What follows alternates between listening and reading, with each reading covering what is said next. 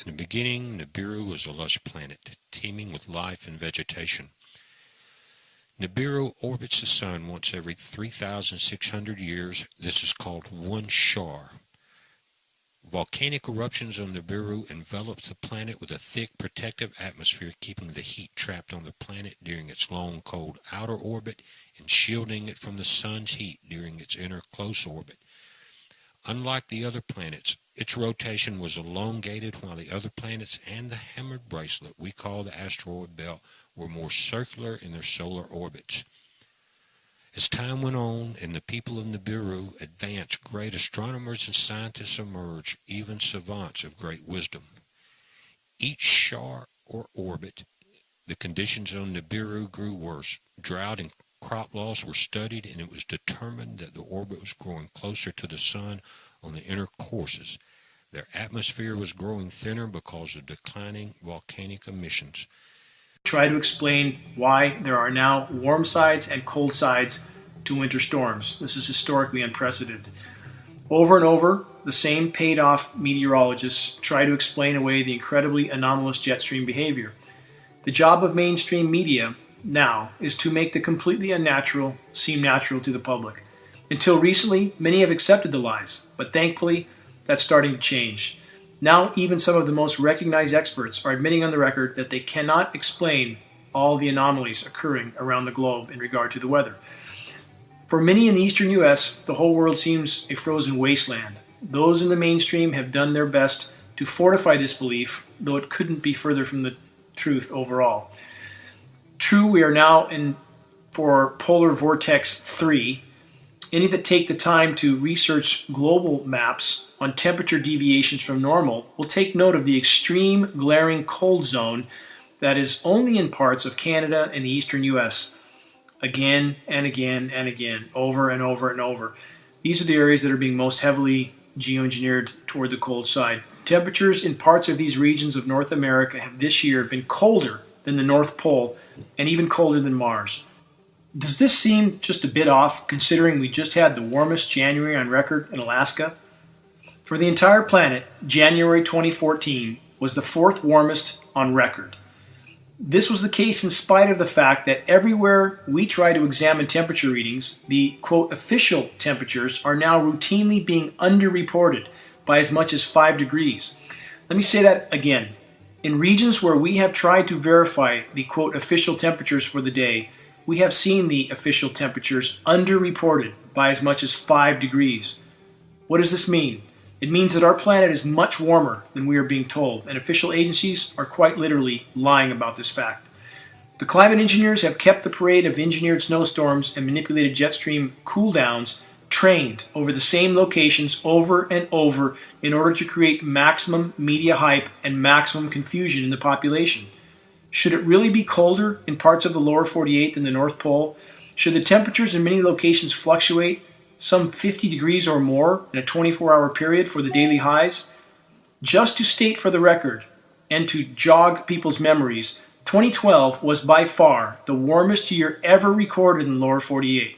How did 2013 end up with so many cold records in some parts of the U.S.? These cold records are in spite of the fact that November 2013 was the warmest November ever recorded on planet Earth. If you don't believe me, verify everything I'm saying. It's all on the record. Also for the record, Earth just had its 37th consecutive year of above average global temperatures. Yet another record to take note of. We just passed the 346th consecutive month of above average temperatures on planet Earth. Let's keep going on this. The Sochi Olympics were the warmest ever recorded. But what about down under? Is it cool down there? Well, no. 2013 was the warmest year ever recorded in Australia, by far. It was so hot that the meteorological maps had to change their color codings to reflect the never-before-seen temperatures. Could all these facts be true? How can this be, given the fact that the Weather Channel Theater paints a constant picture of a frozen planet? Consider this. That's what they're paid to do. That's the picture the climate engineers want the American population to buy into. The weather makers hammer the same highly populated regions of the U.S. again and again and again. They engineer snowstorm after snowstorm with artificially chemically nucleated snow, which, thankfully, many people have now taken note of. Headlines of cold, that's what the climate engineers want. That's what they're so focused on. The most populated regions of the U.S. that get hit over and over. That's the story the totally controlled mainstream media puts out. Does the media cover the rest of the planet that is constantly at far above normal temperatures? No, almost never.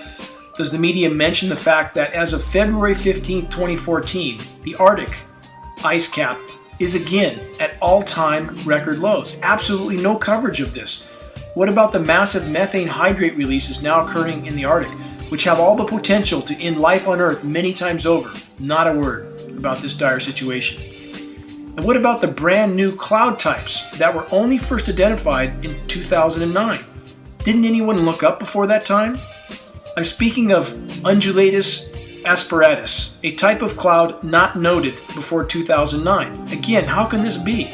On the 25th of February, undulatus asperatus clouds were noted in Georgia.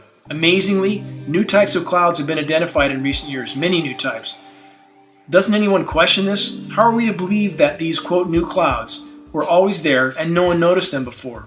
Clearly, there are many atmospheric anomalies that are now the results of the unbelievably engineered climate. How has the corporate media altered reality on other aspects of weather reporting? Here in the western U.S., the mainstream media cheerleaders now jump up and down if the high Sierras get 8 to 10 inches of snow, as if that's a really big storm. In years past, such a small amount of snow could be considered a dusting. In previous decades, the Sierras would commonly get storms that measured snow in feet, not inches. Californians are fed lie after lie after lie from the media about the drought being a part of a, quote, natural cycle. I would ask, what's natural about a global climate modification program that completely alters the Earth's natural systems? What is natural about the drought-creating effect of these programs? What is natural about having our skies sprayed full of highly toxic metal particulates day in and day out? Does the EPA report any of this contamination? Of course not. What's natural about having our jet stream manipulated with the dozens of HAARP radio frequency transmitters around the globe? Our planet's life support systems are completely unraveling, and climate engineering is rapidly worsening this process. All are needed in the fight to raise awareness. We need everyone to do their part. If we can awaken a critical mass of the public to the all-out assault they are being exposed to, the geoengineering dominoes will begin to fall. This is Dane Wigington with geoengineeringwatch.org.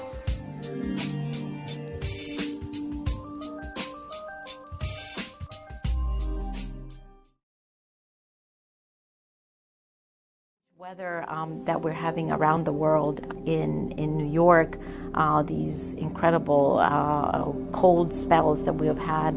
Who had ever heard of the vortex in New York, right, before that weird weather? The incredible heat that Australia has suffered, the floods in the UK, and you name it, it goes on and on and on and on. There's no country that has been exempted. These very strange extreme weather events are going to continue both in their frequency and in their severity. It's not that climate change is going to be here in the future. We are experiencing climate change. This Arctic blast could see America reach its coldest temperatures in decades. Millions of people across a huge swathe of the country are being advised to hunker down while the so-called polar vortex does its worst. Minnesota could be hardest hit, with wind chills set to make it feel like an astonishing -50 Celsius. The polar plunge has struck unusually far south. In Oklahoma, the rotating pool of freezing air is producing rarely seen temperatures. The inside of the New York to Washington, D.C. train iced up. Try opening the window in Chicago and you'll get this. 35 below zero right in your living room. It's so cold, Lake Michigan looks more like a hot tub. The water outside Chicago warmer than the frigid air, and ice already forming along the banks. Images of water turning to ice before it reaches the bottom. Parts of Niagara Falls have become frozen. South as Texas and here in Elk City, Oklahoma, heavy snow is falling. This is unusual even for winter. This weather combination that we're seeing right now with all of the snow and the cold is unlike anything that we've seen in decades. And I can't emphasize that enough. The cold really scares me. And as such, that we will have temperatures that are potentially deadly or certainly life-altering temperatures. Hundreds of flights continue to be cancelled, leaving passengers stranded. While on the coast, not far away, seawater, which flooded some communities during the storms, has now frozen over, marooning people there too.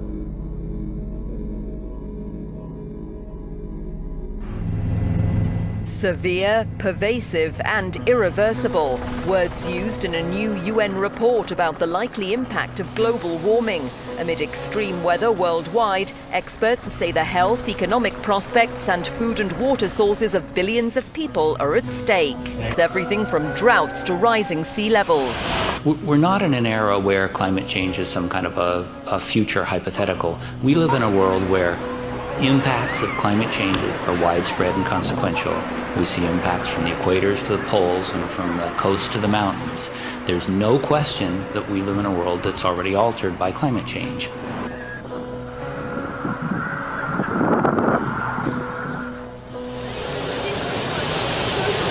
Powerful waves have continued to pound Europe's Atlantic coastline. 2 people are now feared dead in the French holiday resort of Biarritz after they were swept out to sea. The town's famous promenade was battered during the night, leaving many businesses to pick up the pieces on Tuesday morning. The surge wasn't isolated to France. A large stretch of Europe's Atlantic coastline was hit by high tides, including Portugal and the Spanish region of Galicia. At least 1 person is now known to have died in Spain, with 2 others still unaccounted for.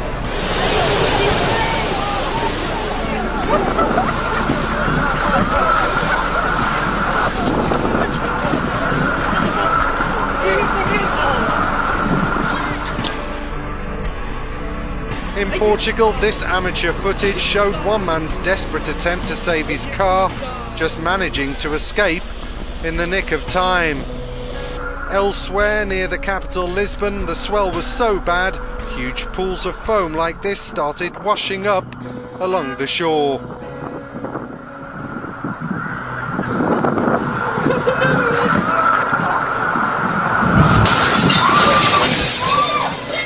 Time to go.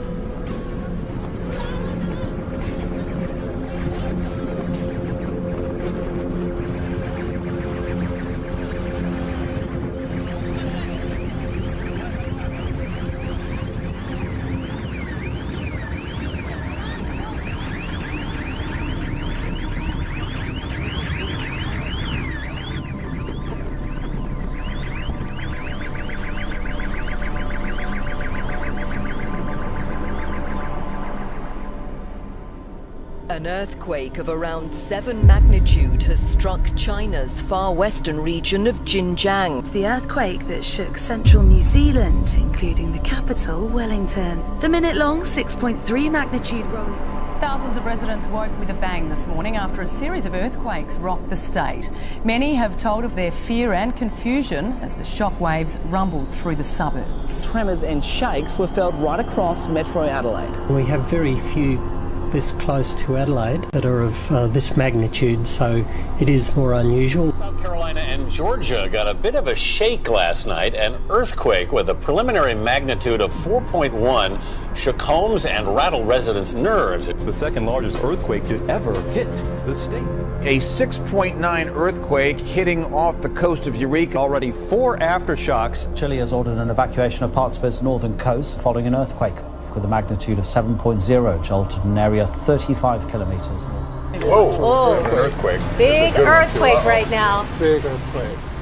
That's A really strong shaker right now. Very big. I still feel it. Are you still feeling it? Yeah. Steady It's shaking still there. shaking. My hands are shaking. A 4.4 magnitude earthquake has shaken Los Angeles.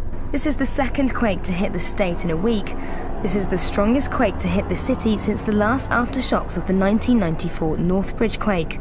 The United States Geological Survey said there could be a 5% chance of another strong quake within the next 3 days. Local residents in Nova Scotia and New Brunswick woke up to a bit of a surprise when a giant fireball illuminated Canada's skies early on Tuesday morning.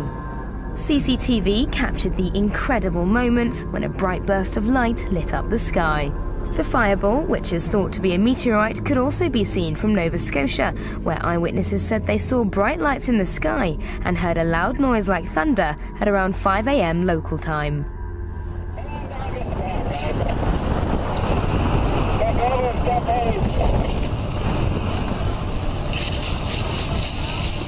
Alpha 6412, where do you want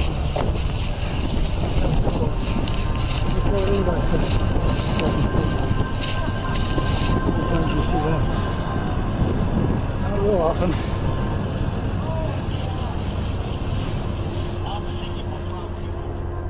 There's like a mudslide and everything's gone. The houses are gone. Are there any injuries? Yes, there's people yelling for help.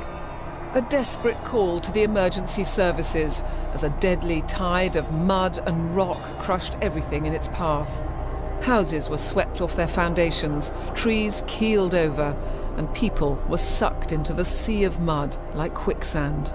24 people are confirmed dead and 170 others are still missing. It's believed a small earthquake may have triggered the tragedy.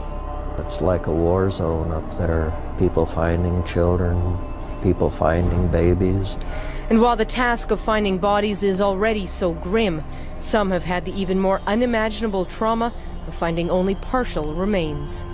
The slide hit with such force that oftentimes the rescuers are not recovering full intact victims. Massive turnout by the emergency services personnel going through their districts, checking.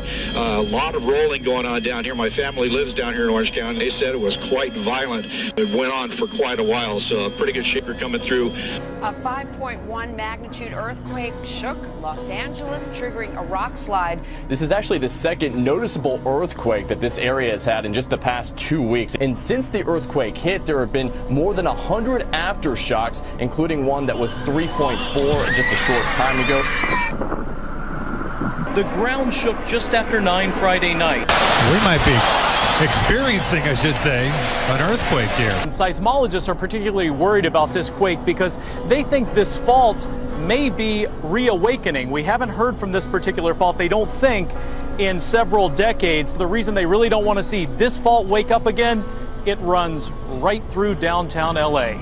Yeah, the second largest city in the country, Ryan. This footage shows a rare tornado that ripped through Northern California, damaging dozens of homes, while debris smashed windows and ripped holes in walls, and left residents of the city of Roseville in shock over the unusual event.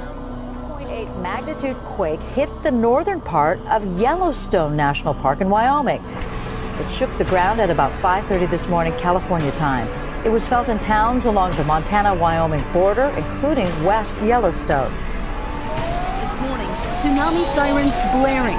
Chaos as an 8.2 magnitude earthquake rocks the coast of Chile, driving almost 1 million people to evacuate their homes. Fires burning after a 6-foot tsunami followed the quake. The shockwaves were felt hundreds of miles away, shaking buildings as far away as Bolivia and Peru. People are dead and many more injured.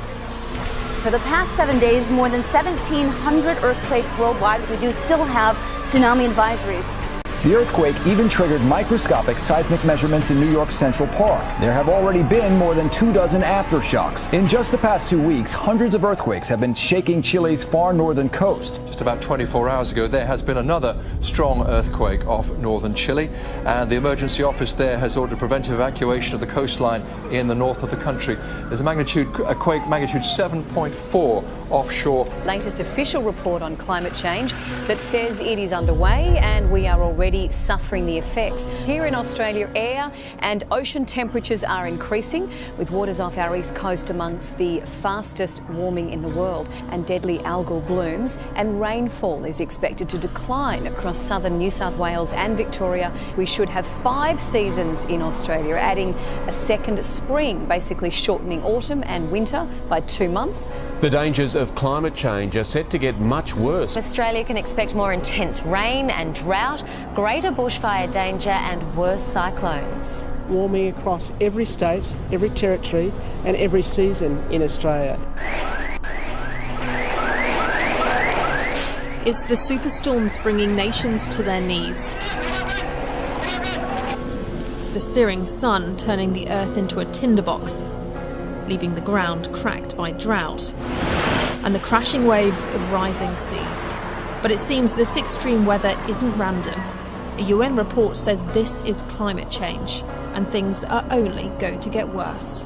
We have reasons to believe that if the extent of climate change continues to increase, then the very social stability of human systems could be at stake. Today's report is somber reading. Rising temperatures and changing weather could mean more crops fail, so food is scarce. Wildlife will face extinction. Rising sea levels could make water undrinkable, with flooding forcing millions from their homes. And the threat of war will rise as people fight for resources. Okay, we just found this out here in the middle of the lake. What the fuck is it? So foggy. Alright, I'll touch it. Okay, touch it. Oh, did you see it? Slimy? Yeah! We need a stick or something. So, what the fuck is it? Touch it. Gross. Gross. Oh, weird. What if it's like a disease? What if it's some of those clams you were talking about, trying to find some shells? Might be. You don't just see shit like this, man.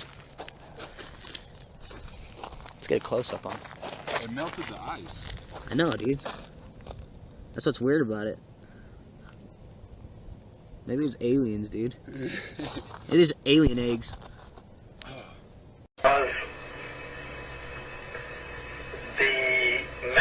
The attitude, mentality amongst those who at the higher levels, the highest levels of Vatican administration and Vatican geopolitics, know that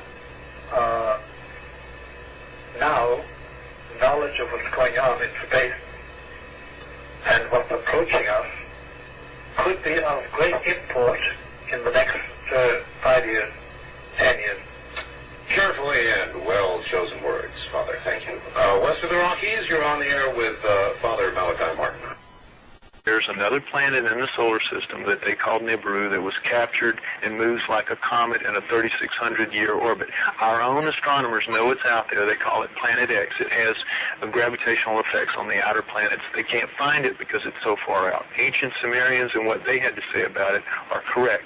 And what they say is that there's another planet in our solar system that was captured by our solar system as the solar system was forming.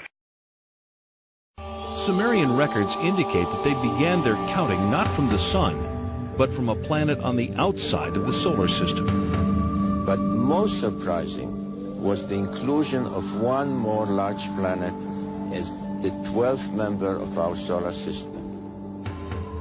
The launch of Pioneer 10 in 1972 ushers in the era of deep space exploration. The craft journeys beyond the outer known planets, sending back data that is used to seek a possible 10th planet. 14 August 1978, which was just about 6 weeks after we discovered the fact that Pluto has a satellite. Once you have a satellite for a planet, you can determine how heavy it is. It turns out Pluto is very much smaller and lighter weight than we had thought, which meant that Pluto has no influence, no appreciable influence on the motions of the planets Uranus and Neptune. At that point, we voiced the hypothesis that this means that there is at least one yet to be discovered planet in the outer reaches of the solar system. Over the past 2 decades, physicists have joined astronomers in the search for the mysterious Planet X.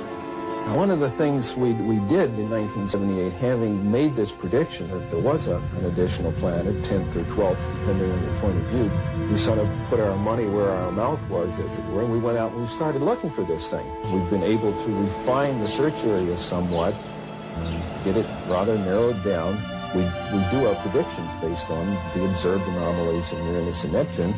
We actually are currently looking down in the region of Centaurus, which is just south of the constellation Libra. But if it is in the kind of orbit that we described here, it would have to be a planet that would have a mass something like 3 to 5 times the mass of the Earth. This would put it intermediate between the gaseous planets like Uranus and Neptune and the terrestrial planets that we have in the inner part of the solar system. So if this planet turns out to be in a 3,600-year orbit, then its mass will be correspondingly larger.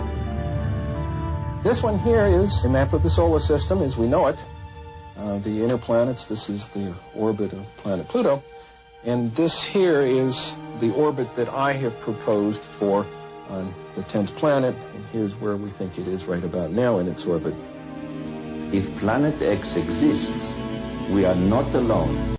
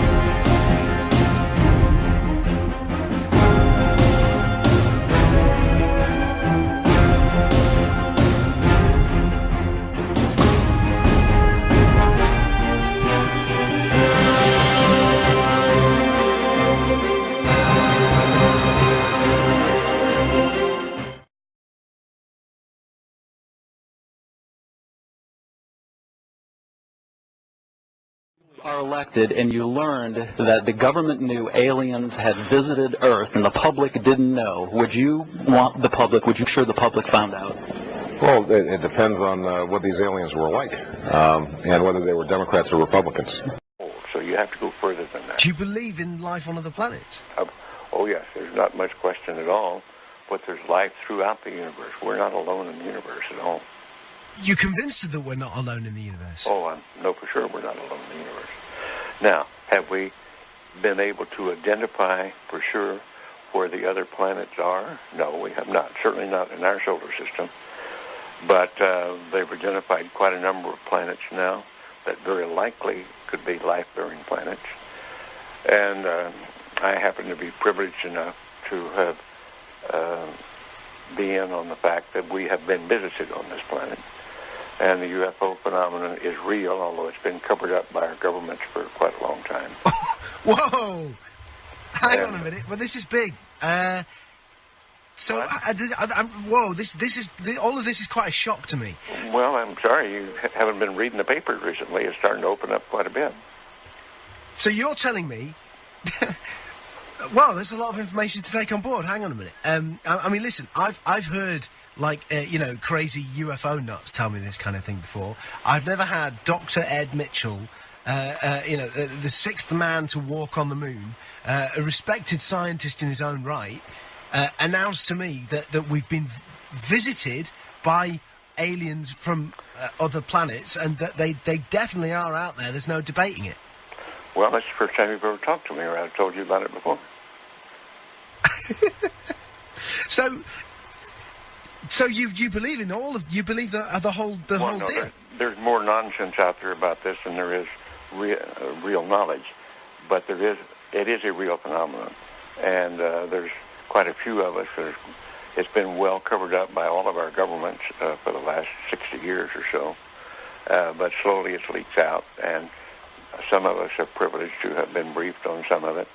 I happen to have grown up in I don't even know whether you know this place, Roswell, New Mexico, where presumably the Roswell incident of 1947 took place, and I'm quite knowledgeable of the lore there, and since I grew up there. But I've also been in military circles and intelligence circles that knows beneath the surface of what has been public knowledge that, yes, we have been visited. So, and be serious, you're not going to go, I was just pulling your leg about that. That's not true. I'm just wondering if I've stumbled upon astronaut humour, and in a couple of minutes you're going to go, I was only pulling your leg. No, I won't say that. Wow. So what? So you've been briefed on the fact that we've been visited. Well, I haven't briefed is one word for it. I have been involved in much of this work. No, it's not my main work. It's not my main interest. But I have been deeply involved in certain committees and certain research programs with very credible scientists and very intelligence people that do know the real inside story. And I am not hesitant to talk about it. What is the real inside story? Well, I've just been telling you. We have been visited. Are we in regular contact, or was it a one-off crash, or...? Well, no, there's quite a bit of contact going on. I can't tell you because I don't know all the extent of it. I don't know all the inside details because that isn't my really main interest. But the fact that we have been visited, the Roswell crash was real, and number of other contacts have been real and ongoing, is pretty well known to those of us who have been briefed and been close to the subject matter. So why is it being covered up then? Why is it that it's not mainstream? Well, the reason for that goes back to the main instance really started taking place after World War II, when in the United States, at least, I can't speak for the European governments or the South American governments, all of whom have recently started opening their files. And it's been open. This is starting to open up, and just read the internet or look at some of the press, the international press. You'll start to get the stories that are coming out now. But I've had people on the show telling me that that the governments are mounting up towards disclosure, towards saying that this is the case. Do you think it will be the case that there will be an actual disclosure on this, maybe this year, that the governments will come out? I don't know whether it'll be this year in the United States, but certainly we've already had it in the last few years from the Belgian government, the French government, the Brazilian government, the Mexican government. They've opened their files and admitted that they had the files. Right, okay, let me get my head together. Okay, listen, here's what I know. I've had people on the show talking about the fact that the Catholic Church has said belief in life on other planets doesn't compromise your Catholicism. Of course, that just happened recently. Yeah. In association with a major release, I believe, of the British government, some of the British government files There weren't their deepest files, but there were some files released. Yeah.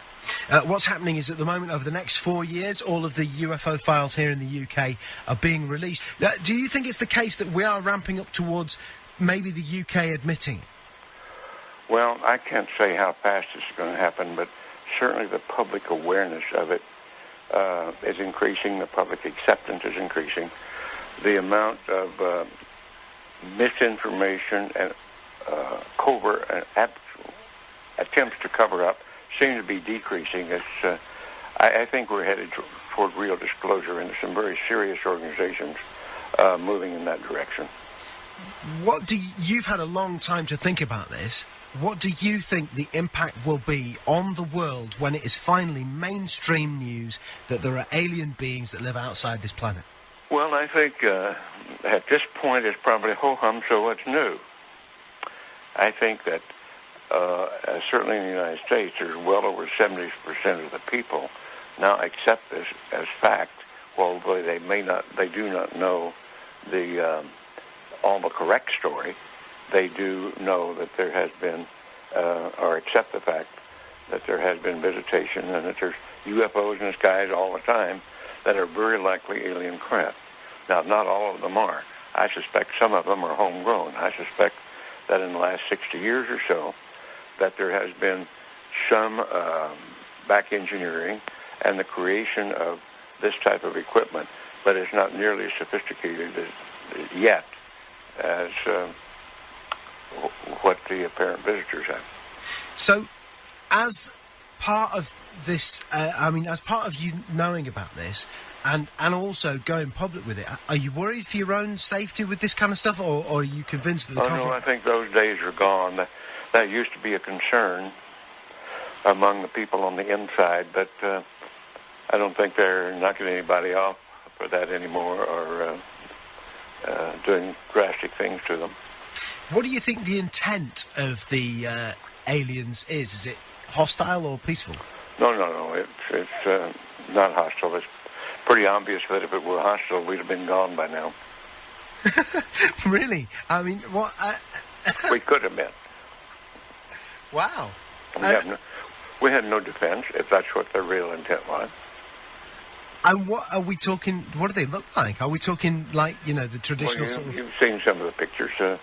The pictures that I know of, some of them are these little people that look strange to us. As far as I know from my contacts that have had contact, that's pretty accurate. Wow.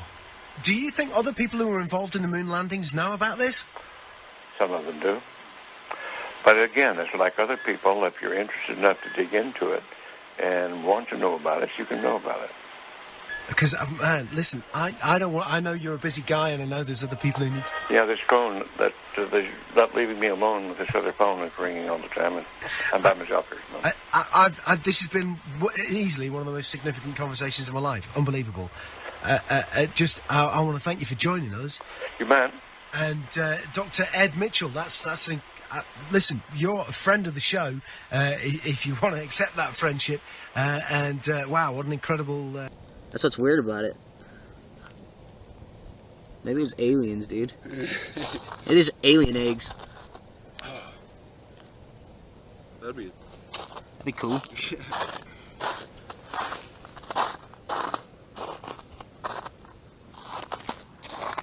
What do you think, Jordan? I don't know. I don't know what to think. I want to touch it again. It's so foggy out. Oh, weird. Ew. I wonder if it's getting even... Yeah, you can't even see out there.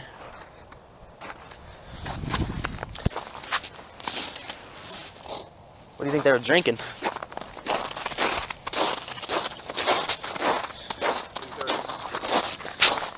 Yeah, it looks like it.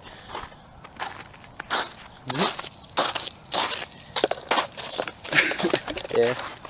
Huh. That's fucking weird. Look at that thing, dude. I don't know. I wonder if we can find another one. Bottom line is the stargates are opening. Even the clouds, the National Oceanographic Administration is saying something's happening. The clouds, the normal clouds that used to be at a specific height, are lowering and they're dissipating. That's true. Whatever God made is being taken away. the chemtrails, they're terraforming the Earth, but that's another story. How do the aliens fit in? Just do a 5-minute, 10-minute just thing, because I don't think people understand that when the Vatican made its, you're going to love the word, quantum shift to now embrace what they usually teach are demons. And by the way, I was in contact with one of the most prominent sorcerers, an elderly gentleman for the Vatican, so I know from his position what he sees taking place. But so this is a quantum change. Chris dealt with Jerusalem being a critical part of the move, but also how do the aliens fit in? And I'm not trying to take away from Petrus Romanus, but my guess is that they're kissing cousins, okay? Okay, well, I'll go there then. I just want people to know that when they read the book Petrus Romanus, it's not going to be about aliens. No, I understand that. I understand that, and I'm not trying to take away from it. When we go to the questions, we'll go specifically to that, but I think, look, we only got 15 minutes before we go to the questions, okay? And okay. I'm getting emails asking me to ask you that, because there are people that have listened to you, are now being, introduced to Chris, but have listened to me, and they're saying, okay, I'm starting to get it now. So if you just want to take 5 minutes, that's all I'm asking. All right, I'll do that. Yeah. Okay, and so let me just jump really far forward and just say this. The rabbit hole goes very deep, right? Yep. And I will do published work on this probably this year, in which I'm going to show the world interdisciplinary works from the Vatican, in which they are explaining how mankind could soon be evangelized, that's their word, during contact with spiritual aliens. I know that sounds extraordinary. If people want to email me, I'm glad to send them the actual publications from some of the highest placed astronomers inside the Vatican, in which they are talking about us soon being greeted by extraterrestrial civilizations, and how we will need to respect those intelligences who are going to have, according to these documents from the Vatican, they're going to have, let's say, a higher level of understanding of God. And the reason is because they're not fallen, according to this theology. We're fallen. They're not. They're closer to God than we are. And therefore, they're going to have a non-terrestrial intelligence that offers better understanding of the relationship between God and the whole of creation.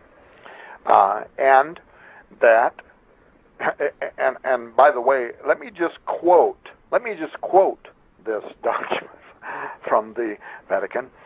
This quote, this would not immediately oblige the Christian to renounce his own faith in God simply on the basis of the reception of new, unexpected information of a religious character from extraterrestrial civilizations, but such a renunciation could come soon after as the new religious content originating from outside the earth is confirmed as reasonable and credible.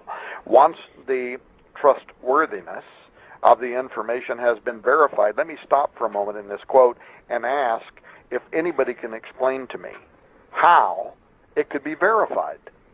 How would you verify an extraterrestrial message? This really kind of sets me aside. Anyway, the believer would have to reconcile such new information with the truth that he or she already knows and believes on the basis of the revelation of the one and triune God, conducting a re-reading of the gospel inclusive of the new data, end quote. So how this information is going to be confirmed as reliable is beyond me. How this more complete ET gospel is going to de-emphasize or significantly modify our understanding of salvation through Jesus Christ, this is something that's also beyond me. But you have Vatican observatory directors from Christopher Corbally, for instance, in his article, What If There Were Other Inhabited Worlds, concluding that Jesus simply might not remain the only word of salvation. That's his words. Quote, I would try to explore the alien by letting it be what it is without rushing for a classification category, not even presuming two genders, Corbally said.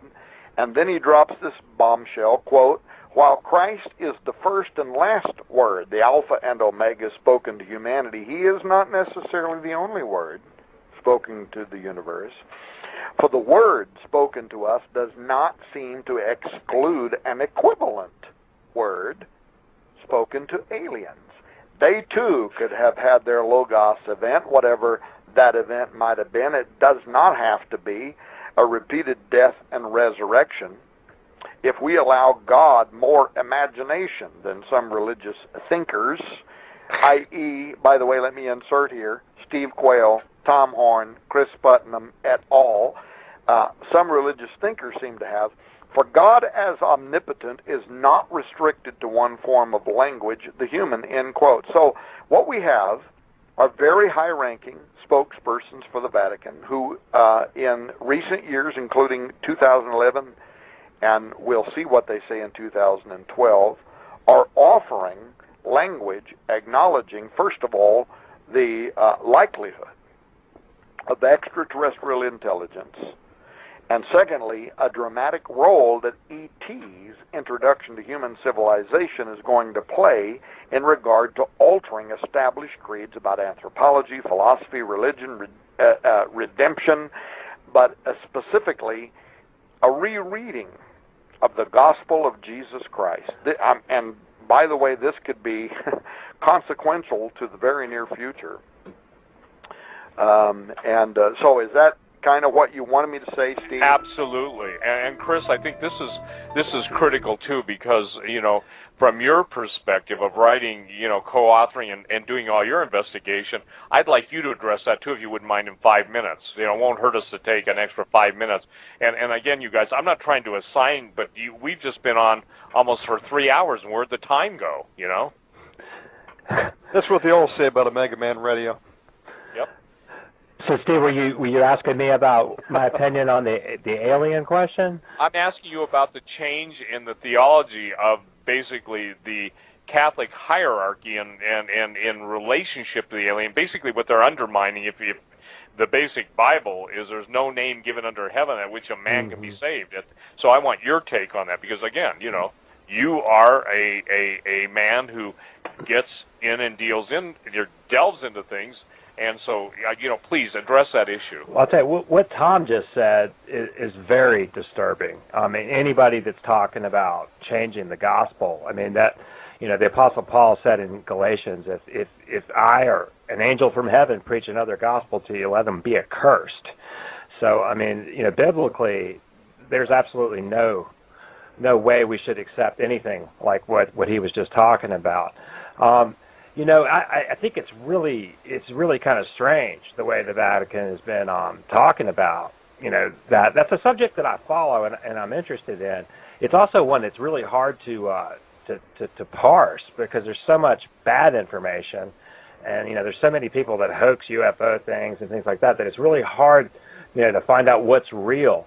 But I followed the subject very, very closely. One of the things that, you know, in the research for this book that, you know, that I was really shocked to discover was, you know, how the Marian apparition kind of fits in to Catholic theology.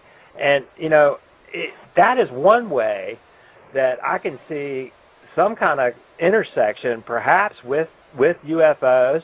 And it might be another thing that, you know, you were mentioning earlier, you were talking about Islam, and, you know, and we're also talking about this third temple thing. Now, you know, one of the things that I think is a live possibility is, you know, we're talking about, you know, a religion of Antichrist in Jerusalem and a third temple, and somehow a one-world religion, you know, is what's predicted. Now, what could possibly unite Judaism, Catholicism, and Islam under one temple? I mean, that seems literally impossible with the way things are today. But if you had something come in from outside, like an alien presence, or something like that, that says, here we are, and preaches this peaceful new gospel that Tom was mentioning there, I could see how that might unite all the world religions under this new thing. That's a live possibility. It's going to take something that powerful.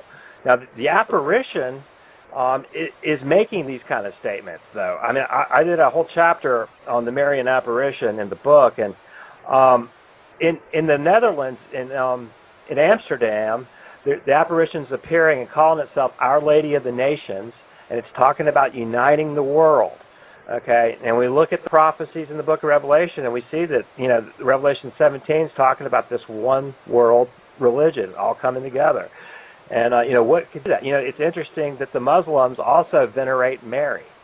Okay, and, that seems to be an intersection between these two, classically opposing faiths that could actually bring them together.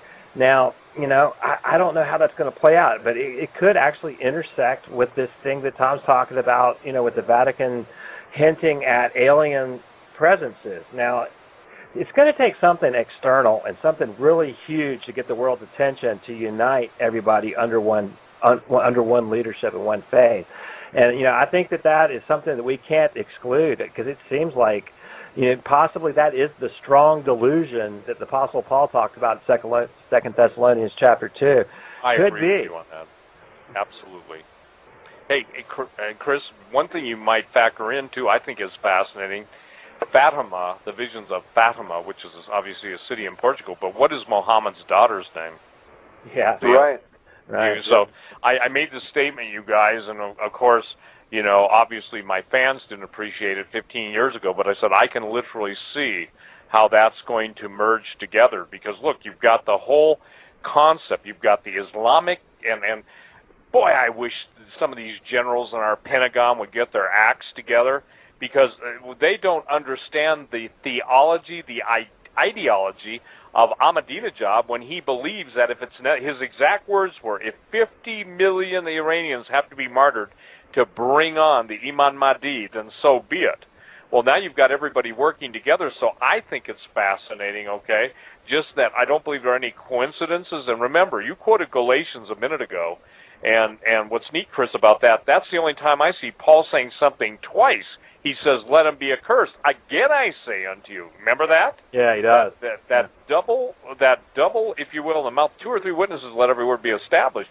But that doesn't happen that much in either the Old or New Testament. And when it does, I mean, it's like God saying, listen, I have esteemed my word above my name, and he's putting his hallmark on it. So I just want to throw that in, because obviously, look, there are seducing spirits. There are people that literally believe, they sit down in a seance, call up the spirit of Uncle George. It's not Uncle George. The Bible teaches give a man once die and once a judgment, but it's a familiar spirit, a spirit that is familiar with them. So now, Tom, and I think that, boy, I wish we could do another show on Stargate, you guys, because here's the thing. You, Tom, made that statement, and the gates of hell will not prevail. Until you said that to me, it wasn't time for me to embrace that, and that was at that exact moment so many years ago, and now all we see is so many attempts to open the gates. By the way, there are 72 gates.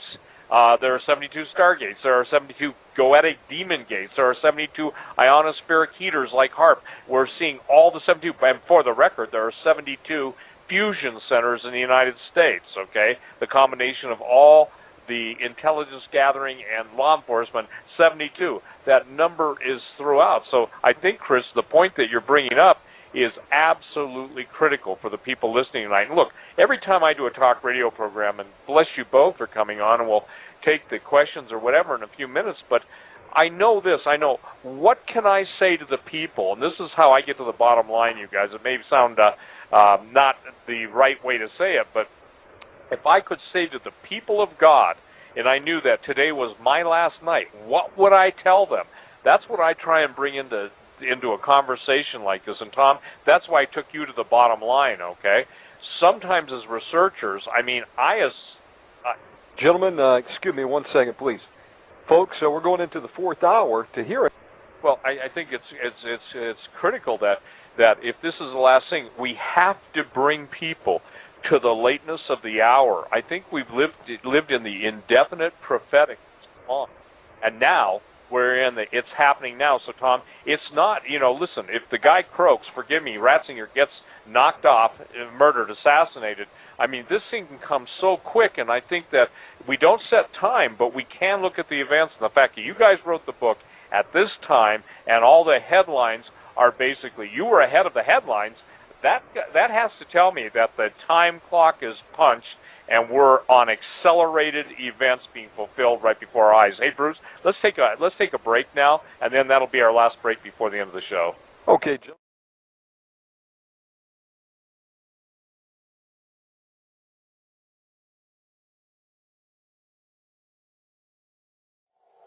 Now, an exoplanet is simply a planet outside our solar system. And to put this recent discovery in context, I thought it would be good to review the history of the discovery of exoplanets so far. The first discovery of an exoplanet was in 1992, so really not that long ago, probably within the lifetime of most of the viewers of this video. Now, this planet was discovered around a pulsar. The first discovery of a planet around a star, much like our own, was only 3 years later, in 1995. Most of the planets discovered since then were what we call hot Jupiters. In other words, they are gas giants which circulate very close to their parent star, which of course makes them rather hot, hence hot Jupiters. Out of the other ones, mostly were also gas giants.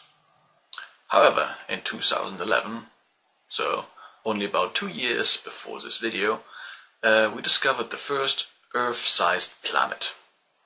To think about all this, before 1992, we didn't know if there were any other planets outside our solar system. In other words, we did not know whether or not we would ever discover another world, let alone a habitable one.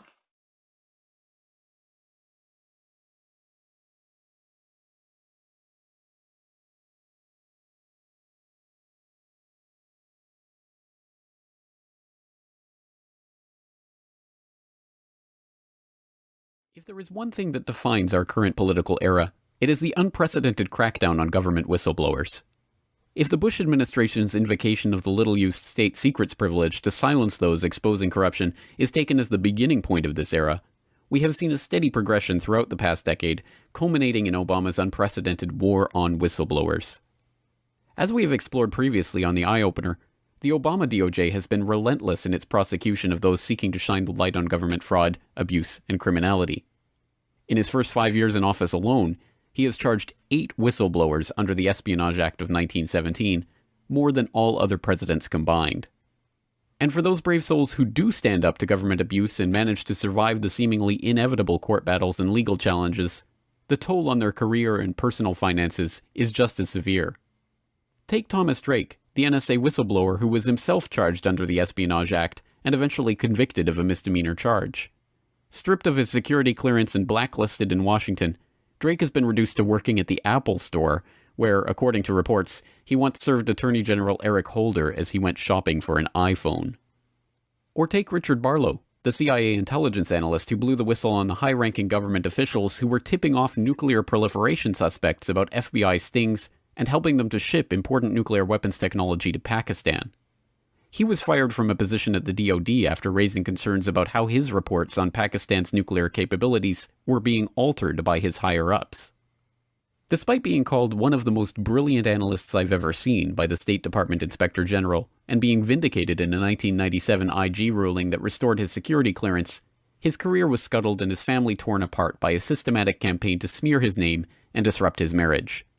The campaign worked. Barlow was unable to continue working as an analyst, his marriage ended in divorce, and in 2005 he was tracked down by researchers working on the story of the AQ-Con network to a motorhome in Montana, where he was living with his 2 dogs.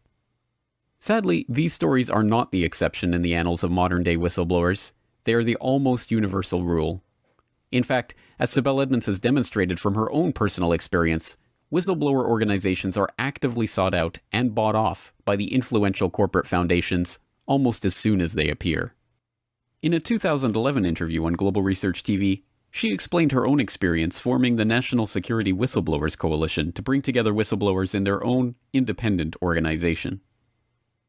And when we did that, initially, it was very interesting. We were approached by people connected to various foundations, the Soros foundations, the Hewlett-Packard foundations. They came and they said, well, what you're doing is great. This will bring lots of publicity, all these whistleblowers banding together, but you need to do it more professionally, like Pogo does. And these are the same people who've been funding Pogo and Gap. You need to have a PR person in-house. Sibel, you are not a PR person. You have no idea what PR is. And I didn't really, at the time I didn't. You need to have analysts. You need to have board of directors, board of advisors. I said, well, we are each other's advisors. We have gone through the experience. And interestingly, none of these organizations have any whistleblowers in their board of directors, board of advisors. They are whistleblowers organizations without any really whistleblowers within their organizations. And then you need to do fundraising so you can have office, because if you have raised your voice this much without having these elements, imagine how much more you can do, how much more power you can have with the Congress. It all sounded good, but very quickly I realized that these money that these carrots that they were dangling before our nose, these foundations, came with a bunch of strings and attachments. Because as I was talking with these people, with foundations, I was adding more whistleblowers. And in one case, one whistleblower from Clinton previous administration joined the coalition who had blown the whistle on Al Gore and some narcotics-related issue case within the Drug Enforcement Agency, DEA. When I added this particular whistleblower, and he's still there on our list, these foundation people came and they said, why are you adding the Clinton administration whistleblower? Right now we are focused on Bush administration. This is distraction, and you should just limit to all these current wrongdoings and don't get into all the Clinton stuff. And basically this was just one example of many. Why are the heathen and sheathen so afraid of Nibiru? Could Mezmur Dawit Bel Lisana Ge'ez? Does this give us a clear indication? Right? What says the planet of the crossing? Right? The planet of the cross, the finding of the true cross. Well, something very interesting I noticed right here, and this is in this particular Dursan, right? Dursan. So I'm going to give it to you right here. I want to give it to you straight, people. They're afraid of Nibiru because it represents God and the throne of God. Now you see this word right here? This is Imenberu. Now the whole verse is Sikre Sehabo Lewelda Hayal Imenberu, where Bitzaho is Kalemot. Right, now this key word right here, right? Imenberu. Now go through Nibiru, right, in Ge'ez or in Ethiopic. Check that video out. I basically talk about this. I'm giving it to you right here from the Kedase Mariam, or Mariam's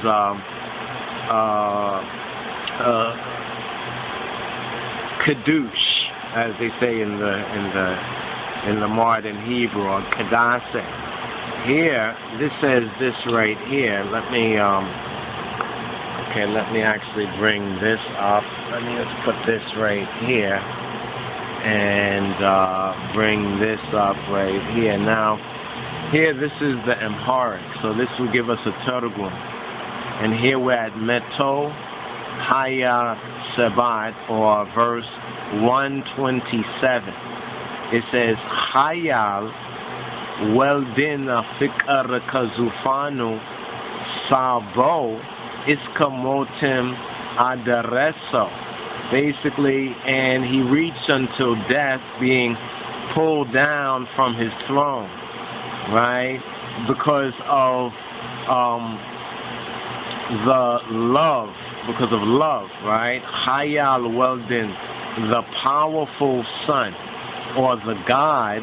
Hayal breaks down to El, or Chel, in the ancient Afro-Semitic, or the root of the Hebrew. And you thought Hebrew was, it is the language of angels, right? But the Ge'ez is the language of God. So Hayal Weldin Fikar Kazufanu. That's the key word there. Zufanu. So Zufanu, right? Let's see if we can bring this up side by side right here. Right? Is this particular, so when this is worn down, it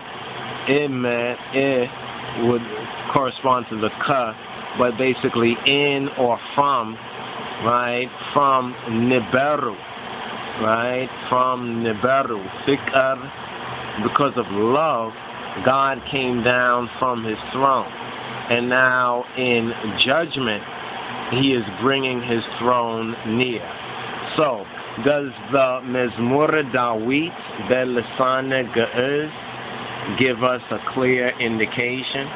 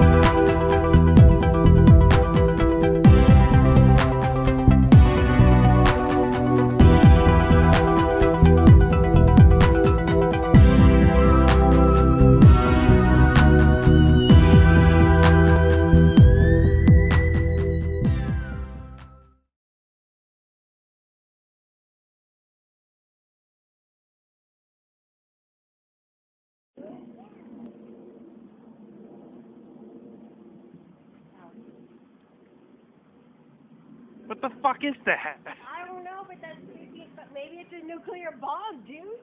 How do you do it?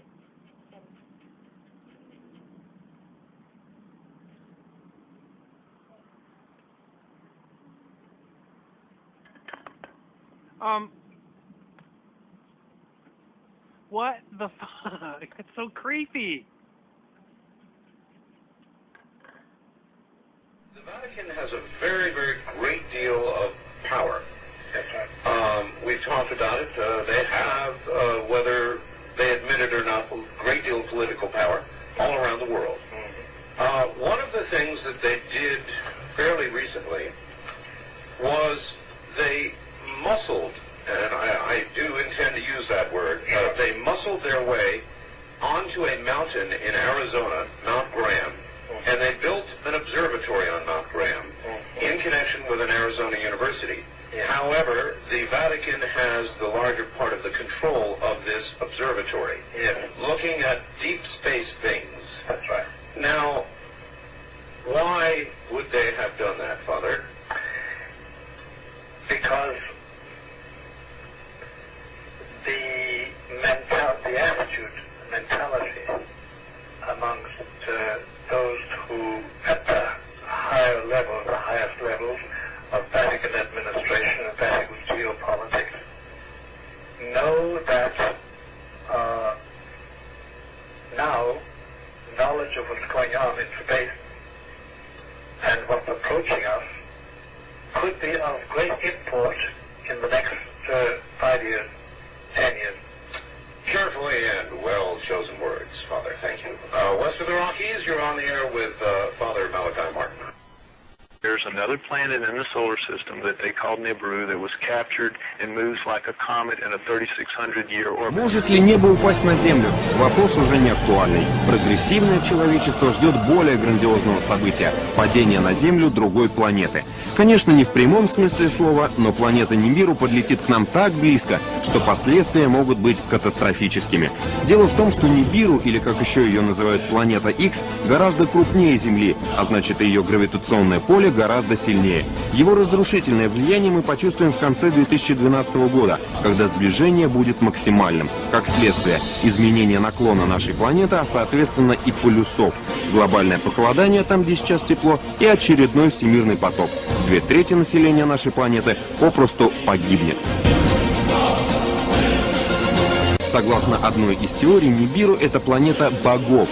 В древних текстах их еще называли анунаки, то есть сошедшие с небес. Раз в 3600 лет она якобы появляется, приближается к Солнечной системе, к Земле. Согласно некоторым расчетам, к 2011 году темную планету будет видно даже невооруженным глазом, а 21 декабря 2012 года Нибиру пролетит мимо Земли и засияет на нашем небосклоне яркой красной звездой, словно второе Солнце. Кстати, по случайному ли совпадению или нет, но именно в этот день заканчивает... Про неї знали ще стародавні шумери. Про неї знає і НАСА. Та на уроках астрономії ви не почуєте про неї ані слова. Колись вона вже була тут. Існування невідомої планети забороняють говорити вголос. Нібіру. Ліпше запам'ятати назву цього світила, бо вона наближається. У 72-му році Джозеф Брейді з Каліфорнійського університету помітив, що якась невідома планета викликає гравітаційне безладдя орбіти комети Галлея. Розрахунки астронома показали, що вона в 5 разів масивніша за Землю. Та цю інформацію швидко прикрили, пославшись на похибки дослідницького апарату. Тривалий час дослідники НАСА замовчували відомості про Нібіру. Усю інформацію про неї суворо оберігають і не піддають розголосу. Повторення всесвітнього потопу. Це станеться, якщо Нібіру пройде над одним із полюсів. Крига розтане, і спасіння тонучих – справа рук самих потопельників. Інформацію про Нібіру і досі замовчують. Жодної програми, жодного документального фільму. НАСА не публікує результатів своїх досліджень. Та зараз мовчати вже немає сенсу. І відомості про червону планету спливають на поверхню. А в травні 2012-го її побачать усі неозброєним оком. У вересні того ж року Нібіра буде схожа на друге сонце. Тільки...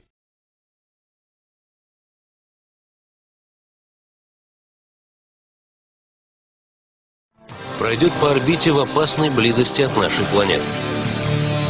Сила его притяжения будет настолько мощной, что Земля может поменять наклон. Если это случится, то изменившаяся ось вызовет смену магнитных полюсов. И тогда на планету обрушатся невиданные силы наводнения и извержения вулкана, сметающие все на своем пути смерчи и землетрясения. Это Захарий Ситчин, знаменитый американский ученый. В 1978 году Ситчин делает сенсационное заявление. В Солнечной системе вовсе не 9 планет, как считает официальная наука, а 10. По утверждению ученого, кроме всем известных планет, существует еще одна – Нибиру. Она блуждает в космосе по невероятно вытянутой орбите и проходит через Солнечную систему раз в 3600 лет. К теории Захария Ситчина в научном сообществе отнеслись с недоверием. Астрономы не могли поверить в то, чего не видно в космическом пространстве даже в самые мощные телескопы.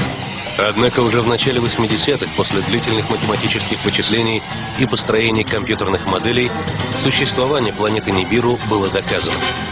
В 1982 году НАСА допустила существование большой планеты, которой впоследствии было дано название Нибиру. В 2005 году американские астрофизики заявили, что на расстоянии приблизительно в 1 световой год от Земли располагается огромное космическое тело.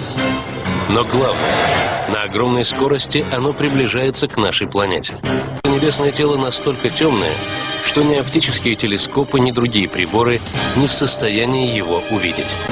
Зафиксировать загадочный космический объект ученые смогли лишь 2 года назад, когда на земную орбиту вышел новый сверхмощный инфракрасный телескоп. То, что увидели астрономы на расшифрованных снимках, сделанных с телескопа, надолго повергло их в шок. В черной пустоте космического пространства четко угадывались очертания огромной планеты. Сомнений уже не оставалось. Это Нибиру. Инфракрасный спутник, который действительно засек объект достаточно больших размеров, и ему удалось этот объект не только засечь, но и как-то зафиксировать, сфотографировать. После изучения параметров и траектории движения гигантской планеты, ученые пришли к неутешительному выводу. Нибиру больше Земли в 5 раз. Но самое страшное, через 3 года она может пролететь в нескольких сотнях километров от Земли. Находясь так близко к нашей планете, она запросто сможет сорвать с нее атмосферу. Ученые выяснили, что однажды Нибиру уже погубила другую планету. Оказалось, что 16 миллионов лет назад в нашей Солнечной системе существовала планета Фаэтон. Она располагалась между Марсом и Юпитером. Теперь на ее месте пояс астероидов. Ученые считают этот пояс не что иное, как осколки древней планеты. По словам астрофизиков, скорее всего, Нибиру столкнулась с Фаэтоном, когда она в очередной раз проходила через Солнечную систему. После такого удара планета разлетелась на куски. По словам ученых, правительство просто скрывает от человечества правду, чтобы не вызывать панику. Представители всех военных разведок мира эту информацию о том, что Нибиру может принести значительный ущерб, урон, разрушение и даже гибель жителей Земли, имеют. А не разглашается эта информация и не становится достоянием общественности только лишь потому, что НАСА и все эти структуры хотят спасти достойных представителей Земли, спасти всех, они...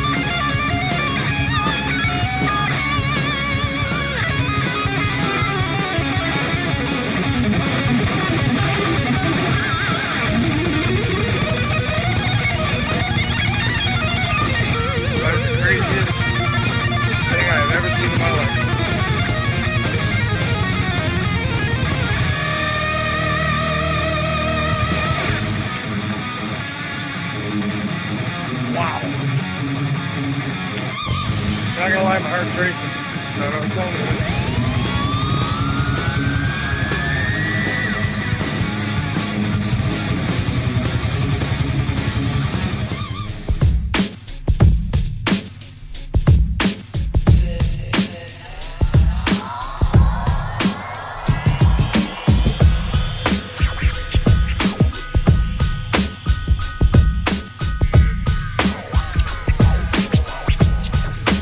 Okay, we just found this out here in the middle of the lake. What the fuck is it? So foggy. Alright, I'll touch it. Okay, touch it. Oh, did you see it? Slimy? Yeah! You need a stick or something. So, what the fuck is it? Touch it. Gross. Gross. Oh, weird. What if it's like a disease? What if it's some of those clams you were talking about, trying to find some shells? Might be. You don't just see shit like this, man. Let's get a close-up on it. It melted the ice. I know, dude. That's what's weird about it. Maybe it's aliens, dude. It is alien eggs. Now, an alien invasion, could it really happen? The US military is making plans just in case. What are the official plans for contact with extraterrestrials?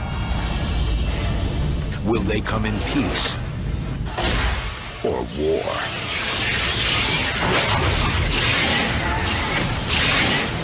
And what can humanity do in the face of alien invasion? Yes, it is best to be prepared for anything, and Professor Paul Springer from the US Air Command and Staff College would advise the military in the event of an invasion. He had to get special government clearance to talk to us, and I spoke to him earlier. Paul, it's an incredibly difficult thing, isn't it, to plan to fight back against an enemy we would know absolutely nothing about? Well, that's absolutely true, but at the same time, we make all kinds of contingency and war plans against enemies that we never expected to face in combat. And so the idea that maybe the enemy will have something technological or doctrinal that we've never foreseen is something that we try to plan for any way that we can. Well, obviously, if we did get invaded, these aliens would be much more technologically advanced than we are because we didn't even know they were there. How would you go about fighting an enemy that was just so infinitely superior in technology? Well, the first thing you'd want to try to do is preserve your forces as best you could. You would want to learn as much about the enemy as possible, and that would mean things like trying to find vulnerabilities, trying to capture technology, but survival is your first priority, because if you send all of your forces into the field and have them destroyed by that superior enemy force, then when you do find a vulnerability, you won't have any opportunity to exploit it. What do you think would be the alien plan? What would they do first? That really depends on why they're here in the first place. If they're here for the extraction of a specific resource, for example, they might want to just eliminate any resistance that might block them from their objective. If, on the other hand, their goal was actual occupation and conquest, then they would probably have to prioritize anything that they perceive to be a threat to their own dominance. And so that would probably start by wiping out as many communications networks as possible and eliminating as many weapons as might represent some form of threat either to them or to the resources that they're trying to extract. So they might very well want to counter every nuclear weapon, not because it represented a threat to them, but because it might destroy whatever they're here to collect. Is this something, this kind of planning, that governments around the world do consider? It is, in the same way that governments do plan for any future potential calamities or conflicts. This is the type of thing that, because it's neutral, you're not provoking a fight or assuming a fight with a country that you might want to maintain a good diplomatic relationship with. If you insert aliens... You are elected and you learned that the government knew aliens had visited Earth and the public didn't know. Would you want the public, would you ensure the public found out? Well, it depends on what these aliens were like, and whether they were Democrats or Republicans. That's what's weird about it. Maybe it's aliens, dude. It is alien eggs. That'd be cool.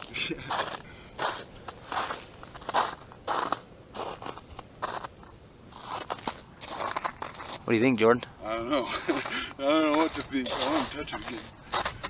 It's so foggy out. Oh, weird. Ew. I wonder if it's getting even... Yeah, you can't even see out there.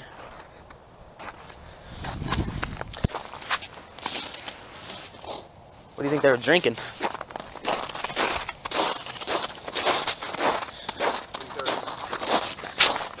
Yeah, it looks like it.